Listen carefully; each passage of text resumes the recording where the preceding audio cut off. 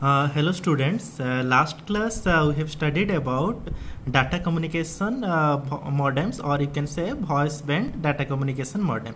There we get to know about what a modem is and what are the different types of modems available and how it works. Okay, all those things. In today's class we'll study about Bell system compatible voice band modems. So already you know that what voice band modems, and then what is that Bell system compatible? Bell system, Bell is what the name of a company, okay, which is producing what the voice band modems, okay. So initially or at the beginning, no company were producing what your modems or designing the modems. So Bell System was the first organization, or you can say the company where the voice band modems were what designed. Okay. So first thing is that, or first point is that the voice band modems that are designed and manufactured by Bell System are called as what your Bell System compatible voice band modems. Okay, so already I told you at the beginning or initial stage, only the Bell System are the what manufacturing company to produce what the modems. Okay, nowadays many companies are producing the what voice band modems, but initially the only the Bell System or the Bell company was producing what the voice band modems.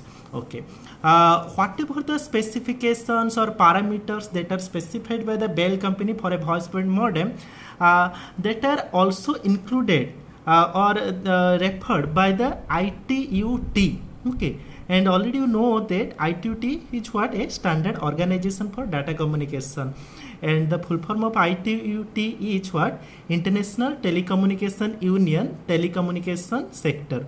Okay, so the operating parameters for Bell system modems are the models from which the international standards specified by the ITU-T evolved. Okay. Next thing is that Bell system modem specifications apply only to the voice band modems. Okay, the modems that are used in the voice band transmission, or last class what I told you, if your data communication circuit using the telephone circuit or telephone line, okay, for the transmission of the data, then the modem that place you are using is called as what your voice band modems. Okay, so the voice band modems that are what designed by the Bell System has that limited application. Okay, and it is existed or it is started a very long years back. Okay, that is in between 1968. Next thing is that, but one problem is what your Bell System modem operates a very low data transmission rate. Okay, that is in between 9600 bit per second, or less than that of it. Okay, Bell system compatible voice band modems are classified or categorized into two types. One is what your Bell system 103 compatible modem, and second one is what Bell system 202 compatible modem.